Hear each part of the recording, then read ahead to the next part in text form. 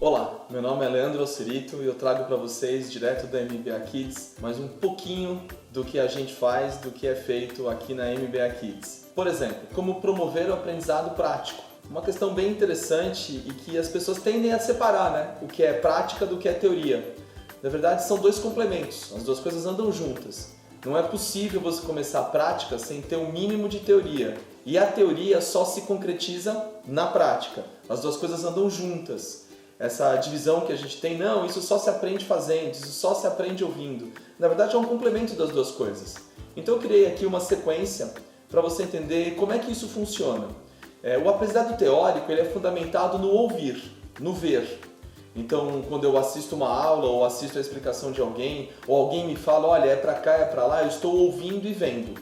Essa parte do aprendizado, que a gente poderia chamar de teórico, depende muito de foco e concentração.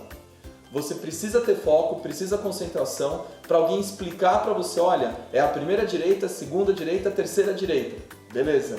Foco, concentração, eu vi e ouvi. A pessoa gesticulou, apontou para mim e me disse aonde é.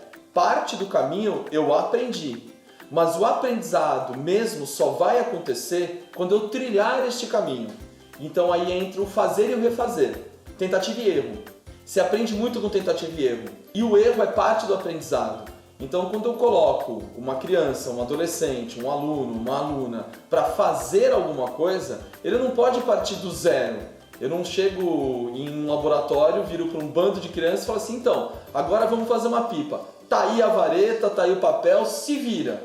Isso não existe. Você precisa, pelo menos, explicar parte do processo. É a parte teórica, o ver e o ouvir, que exige foco e concentração. Mas ela vai aprender realmente fazendo, porque ela vai encontrar os seus obstáculos, as suas dificuldades, vai errar, depois vai acertar, e o ver, o ouvir são complementados pelo fazer e o refazer, o errar constante. A partir do momento que você erra, você refaz a estratégia e na próxima você não repete o mesmo erro, e aí você vai acertando. Então o fazer é a parte que a gente entende como prática do aprendizado. Por isso que é importante esse complemento. Tudo que você só vê e ouve vai ser parcialmente aprendido. Tudo que você vê, ouve e faz vai ser aprendido com maior completude. Fica uma coisa mais sólida, mais fixa. Mas de verdade, o verdadeiro aprendizado só é alcançado quando você passa a ensinar. Depois que eu vi, eu ouvi, eu fiz, eu refiz, eu aprendi, eu errei, eu acertei, aí eu vou explicar para alguém. Quando você atinge o nível da explicação, aí você está dominando aquele conhecimento. Aí você tem autonomia, autorregulação, autogestão, você passa a ser seu próprio professor. Porque para você ensinar alguma coisa para alguém, você precisa aprender. E para aprender, você passa por todas essas etapas do aprendizado. Ainda mais quando você coloca nisso contexto, realidade. Então, se eu quero ensinar alguma coisa para alguém, nada melhor do que você trazer aquele conceito para o contexto do aprendiz, para o contexto de quem está querendo saber aquilo que você está tentando transmitir. Então, não adianta nada eu vir com exemplos completamente viajantes, não, porque no espaço... Se o teu interlocutor não alcança isso, ele não vai aprender o que você precisa. Você precisa colocar isso dentro de um contexto, de uma realidade. Quanto mais próximo do seu interlocutor for esse contexto, essa realidade, melhor vai ser o aprendizado. Porque ele vai conseguir, do mundo real, captar experiências de aprendizagem. E isso é muito importante. Não adianta nada eu virar para uma criança e falar para ela, olha, então, agora a gente vai aprender sobre máquinas a vapor.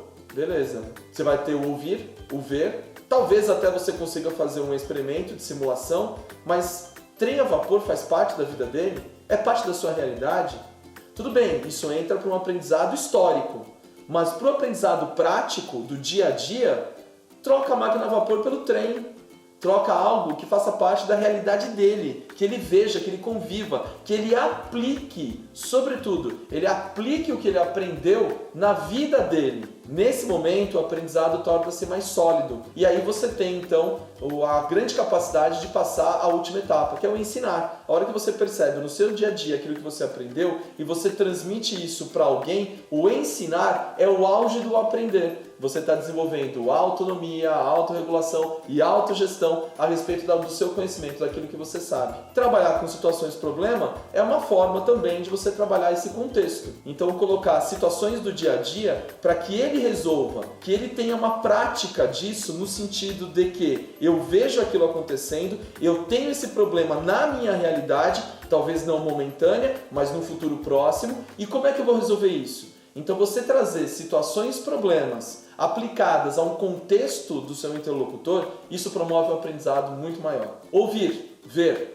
foco, concentração, fazer e refazer, errar é aprender, ensinar é dominar aquilo que eu aprendi. Se você consegue fazer tudo isso dentro de um contexto da realidade, dentro de um contexto do seu interlocutor e aplicando situações problema, isso é aprendizado na prática. Aqui você teve mais um pouquinho da MBA Kids, como aprender fazendo, como aprender na prática. E não esquece, MBA Kids, mais do que um curso, uma experiência de vida.